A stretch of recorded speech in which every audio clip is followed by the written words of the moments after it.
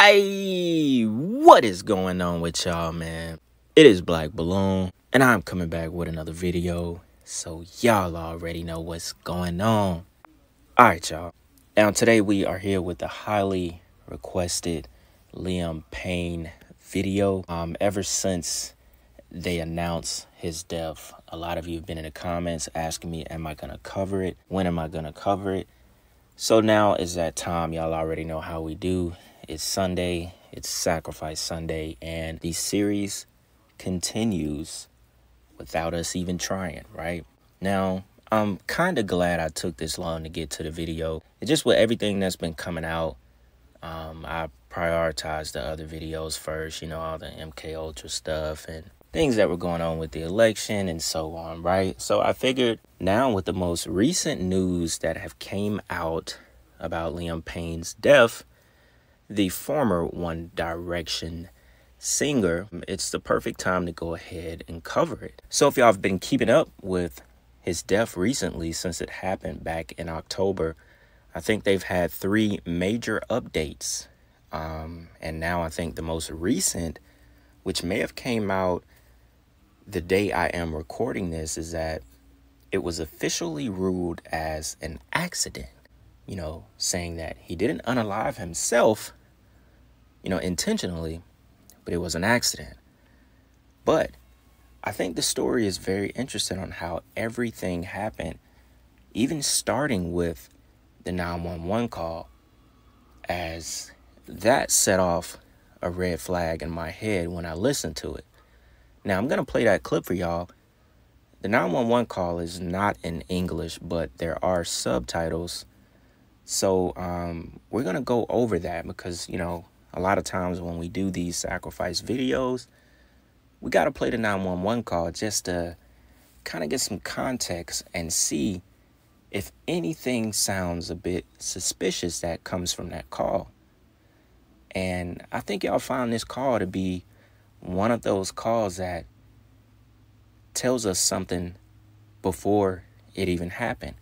So without me keeping this intro too long, y'all, we'll go ahead and first jump into the 911 call, and then I got an article to read, and then we're going to go into something that connects this back to Diddy, and it also connects it back to, you know, this certain pink cocaine drug that's been popping up all over the place in the last couple of years, or really just this year, because we've been hearing the most cases about, you know, this particular drug being involved in deaths, being involved in accidents. There's some things I want to talk to y'all about when it comes to that, right? So with that being said, y'all, check this out. Hola, buenas tardes. Mira, te estoy llamando del Hotel Casa Sur Palermo, que queda en Costa Rica 6032. ¿Entre Arevalo y Kramer? Bueno, nada, tenemos un huésped que está sobrepasado de droga y está rompiendo toda la habitación. Así que necesitamos que venga alguien. Entiendo, me dice entonces que es agresivo. Bajo efectos de alcohol y estupefaciente, ¿no, señor? Sí, correcto. Y necesitamos que nos envíen a alguien urgente porque, bueno, yo no sé si corre riesgo la vida del huésped. Está en una habitación que tiene balcón y, bueno, estamos un poco con temor de que haga algo que le ponga en riesgo su vida. All right, y'all, real quick. I want to go over this article and talk a little bit about that 911 call. I think the only thing that really popped out to me on that call was that, you know, the person from the hotel who called the police, they just happened to mention that the room that he was in had a balcony. And they were a little forward with what they said because they were like, we don't want him to harm himself because that room has a balcony. So it's almost, like they were insinuating this guy, he may jump off the balcony because he's going crazy in the room. There's violent noises, bashing the TV. I'm assuming they didn't see inside of the room. They just heard stuff and they decided to call the police. So I thought it was interesting that they chose to say there's a balcony in that room. And quite frankly, he's not that high up. Like, it's not one of those falls where you're like at the top of the hotel and you're guaranteed to die. Although we see this off the internet, but from the picture of looking at the back of the hotel, it almost seems like a survivable fall. And I guess me saying that would bring up him actually being like unconscious or almost in a sense harmed or beat maybe before he fell off the balcony or however he fell off that balcony. Because you got to remember now, they're saying that it was an accident, that he didn't intentionally fall off the balcony. So I don't know what kind of accident this was. Was he being, he was being crazy and he just threw himself over the balcony, or he was stumbling and just somehow, some way fell over the balcony. Most balconies are like up to your waist. Some even taller depending on the height of the person. So I think it still remains a question of how did he even fall off the balcony if it was an accident? One thing to note is Liam Payne was dropped by Universal Music days before his death, right? So it says he suffered a huge blow just days before his tragic death. He was dropped by his record label, Universal Music. Originally signed to Sony as part of One Direction, Liam penned a deal with Capitol Records, a label owned by Universal, in July 2016 when he launched his solo career at just 22 years old. Now, this was the same way that XXX went out as well. He signed his deal with Capitol Records, and who are owned by Universal Music, and shortly after, XXX ended up dead. Completely different situation on how he died, but I'm just tying connections to these people who are signed to Capitol and Universal as the parent label. It says Liam was said to have been thrilled when he signed to Capitol in what was understood to have been a very lucrative deal. Now you got to remember, Liam at the time of his death, the guy was still worth upwards of 70 million. I think almost everyone a part of One Direction are still worth upward of 50 million. But in the company's recent reshuffle, he came under the main label, which would be Universal. Last night, guests staying in the same hotel as Payne shared chilling recollections of the moments leading up to his death, including hearing violent noises and a scream. Someone said, "I thought they were working on the room. There was a lot of noise, like heavy lifting, like banging, a lot of loud, violent noises." So they're describing this as if someone is in that room getting beat to death. What else would you think about if you hear violent noises?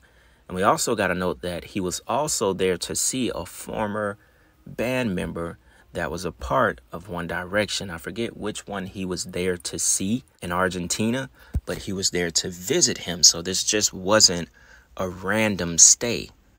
Now here is a photo of the back of the hotel.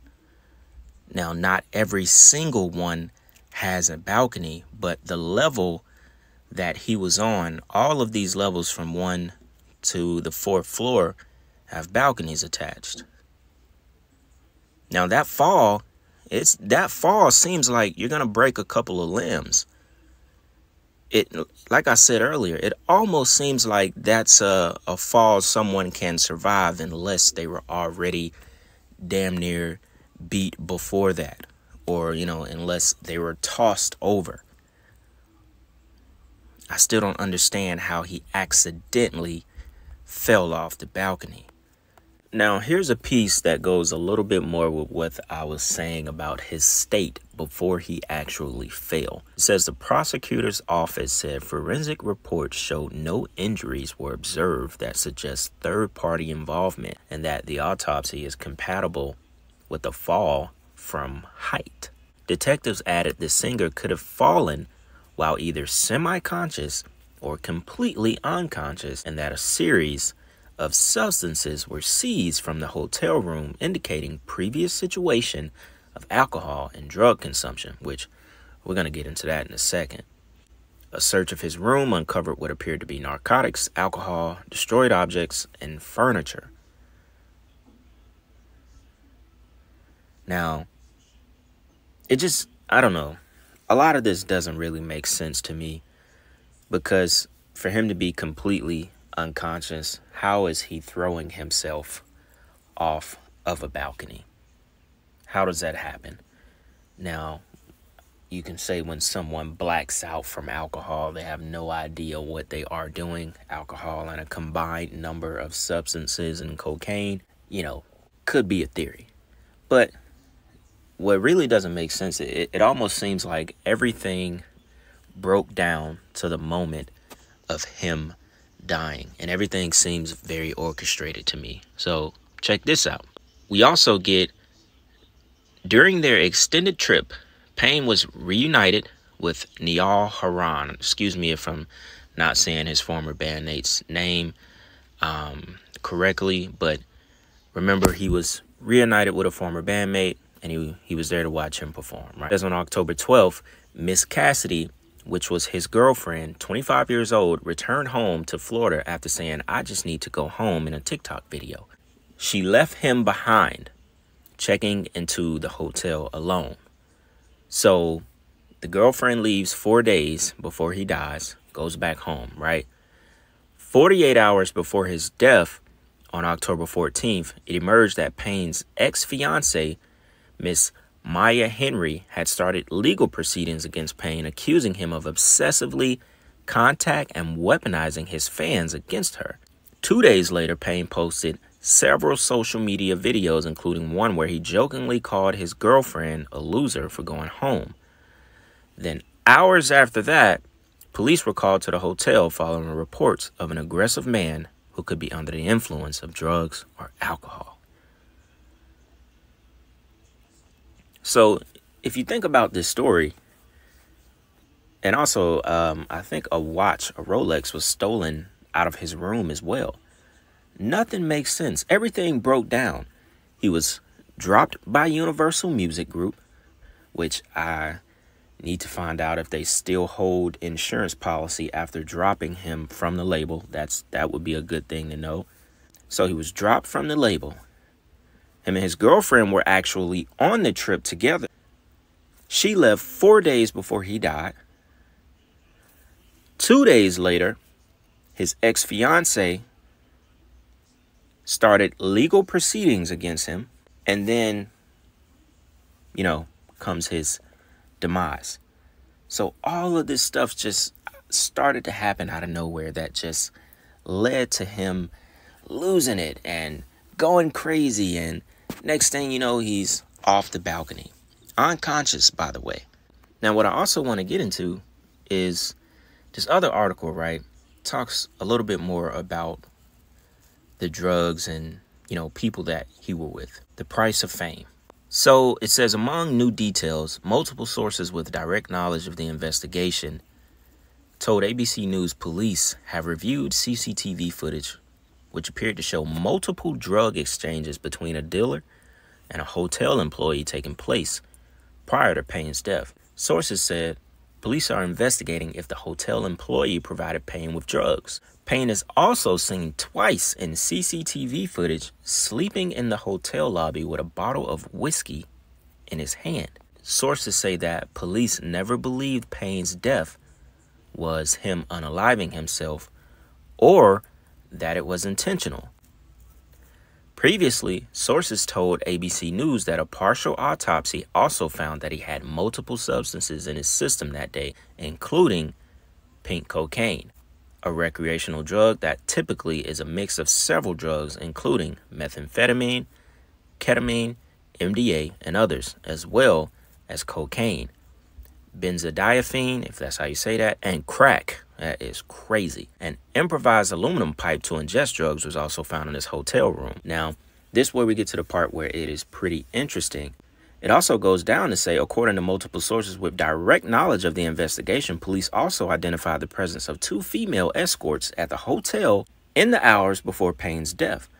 Payne offered $5,000 USD to 2 female escorts who were allegedly called by the lobby of the hotel Payne was staying at during his death via an app.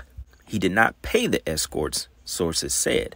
Sources also noted that a Rolex was also found missing from Payne's hotel room. You had 2 escorts who he was supposedly with, drug deals that were happening on camera. For some reason, he was asleep on a bench in the lobby of the hotel with a bottle of whiskey in his hand. So in my mind, these 2 female escorts had to have something to do with this sacrifice.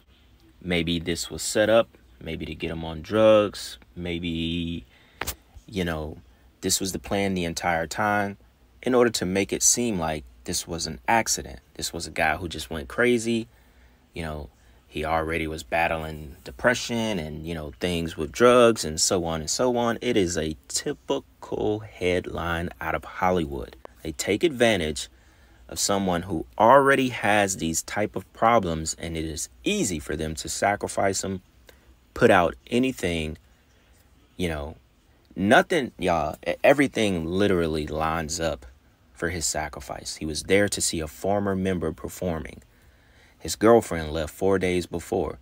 His ex-fiance started a lawsuit against him. Most importantly, Universal Music Group literally dropped him days before he died. He had escorts there. He had the pink cocaine that went viral with Diddy. Y'all know Toosie, the Toosie. That's the other street name for it. It came well known in the Diddy saga with the Little Rod, the producer guy, talking about it. Methamphetamine, ketamine, all these drugs that relax you. It's like uppers and downers mixed, basically. Basically, Diddy and them were taking it because there was a lot of sex going on. And they needed all holes to be relaxed. As crazy as that sound. And it has crack in it, of all things. And now where I wanted to get into the pink cocaine thing, like I said earlier in the video, is because now we're starting to see patterns. Now I want y'all to just check something out real quick, because I think there was this accident in Miami, right? I'm about to see if I can get the clip on here or get the article real quick. There was some kind of accident, like, I think it was like a IG model or something. She got into an accident in Miami. I don't know if she killed the other person or not, but she had like hella pink cocaine on her. And this was, I think right around the time Diddy got arrested, and just pink cocaine, Toosie, it was just all over the place. And it just seemed like, all the big stuff that was happening had this pink cocaine stuff attached to it, right? And I do want to show y'all the clip that I think we've talked about before with the guy back in 2018 or 19 who said he was Diddy's sex slave and that he had sex with Cassie and Diddy. Mind you, this was like in 2019. The detectives, I think they were in Florida, the detectives had no idea what he was talking about. He just started going on about being a sex slave to Diddy. He was talking about, the rap industry and its agenda and the Illuminati. He was talking about the boule. He was talking about all kind of stuff. This was way before Cassie put out the lawsuit against Diddy, before we knew any of this stuff was true, and he had the inside scoop. And he also talked about liquid and pink cocaine. Look, we'll go ahead and check that out, because it ties back to this stuff and the pattern that, if you pay attention, you'll start to see that, these are red flags. Something don't make sense here. Why is this drug popping up all over the place? So look, we'll go ahead and check this clip out real quick. They're coming. Yeah, I'll get Alex. We're taking a closer look at the nearly incoherent ramblings of a woman who police say caused a chain reaction crash in Miami while she was high on what's called pink cocaine. AC Marie Lathers calls herself an Instagram model, posting seductive photos of herself, seemingly in the hopes of maybe getting jobs at parties and events in the Miami area. But police say her decision to speed through an intersection and slam into another car might put her behind bars for a long time. That is the allegation that she is facing. And we are getting a look at what first responders were dealing with as they responded to this deadly crash at around 6:45 a.m. on August 10th. Body cam video shows the wreckage of 3 cars. Investigators say Lathers was driving around 80 miles an hour in a white Mercedes with her foot on the gas pedal 100% when she allegedly ran a red light and crashed into a black Range Rover. And that collision caused the SUV to smash into a Suzuki. 2 people in that car were killed in this crash, identified by family as Abraham Ismael Molina Cruz and his friend Jesus Rubio. Again, this interview is taking place back in 2018.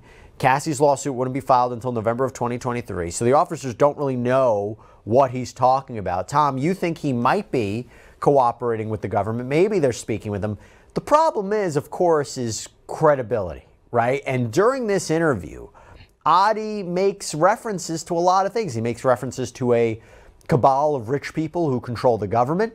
He claims the hip-hop world had its own goal. The hip-hop agenda is an agenda to move drugs all over the United States. You need to inform the DEA. They move all the dope, all the dope on private jets, which don't get screened by customs, by DEA inside the United States. They move what's called high-grade powder MDMA. They move cocaine and they move liquid cocaine in their bottles too. So they put the liquid cocaine in the bottles and they move it. I've seen the liquid cocaine. I've drank it myself, having sex with Diddy and Cassie. It's not good. He drinks it all the time. All right, y'all. Now, I can't be the only one who's thinking red flags about this pink cocaine drug or concoction or mixture of, a bunch of different stimulants and depressants. The drug most of the time doesn't even contain cocaine, according to articles that are, putting information out there about the pink cocaine party drug. When you just type pink cocaine in on Google, articles immediately come up related to Liam Payne's death, and then also obviously related to Diddy. And there are articles that explain just exactly what it is. Like, the feds in New York are issuing a new warning about a drug cocktail called pink cocaine. The feds say it's a popular party drug they're finding on New York City streets. It was also named in a lawsuit against Sean Diddy Combs, which was one of his alleged go-to drugs. Says the DEA, New York Special Agent in Charge, Frank Tarantino, explained a gram of pink cocaine can cost between $20 and $100. It's being sold mostly online and through social media apps, but being abused in the clubs in New York City. Now, obviously, this is running up and down across the East Coast because I just showed y'all that clip from the IG model who was on pink cocaine talking about aliens are coming, and she actually killed 2 people flying down the road at an intersection. The expensive club drug, also known as Tusi, often contains no cocaine at all. DEA agent says a synthetic drug mixed with white powder and pink food coloring. It's ketamine mixed with methamphetamine and ecstasy. It can be mixed with anything. It can put people into a K-hole where they feel like they're in a blank space, like they are disassociated from their body. They're disassociated from their brain. They don't know what's going on. And so on and so on. So, and they talk about the Lil Rod thing with Diddy and how, it was kind of like really put on the map with the whole Diddy case, right? Now, I don't have to go over this entire article, but they're saying it's being mixed with fentanyl as well. And now if this becomes connected to another death in the industry or film industry, then we really, you really have to pay attention at that point. I would say right now, we even have to pay attention now because I just feel like these are patterns, It's the same old storyline, like I said, from Hollywood. And I don't know, sometimes I just feel like, you know, we know they control the media. I just feel like they just be playing with us sometimes. Like, this stuff went viral with Diddy, you know, and then next thing you know, it's all kind of stuff pink cocaine related, you know? Like, I don't know. I just feel like they just be playing with us. Like, toying this stuff in our face, regardless of how much information we start to learn, you know, or find out in the age that we're living in, you know, where you damn near could see and know and learn anything on the internet. But yeah, y'all, that's all I wanted to go over for this video. You know, be sure to let me know if I missed anything in the comments with the whole Liam Payne death, as right now they are calling it a accident, that it was not intentional. So, you know, I'll keep a lookout if anything else comes up. Maybe there's another video. Who knows? But in the meantime, y'all, let me know what else y'all want to see on the channel. You know, we can kind of get back to doing the regular vids. And yeah, man, with that being said, it's Black Balloon. And I'm going to see y'all soon. I'm out.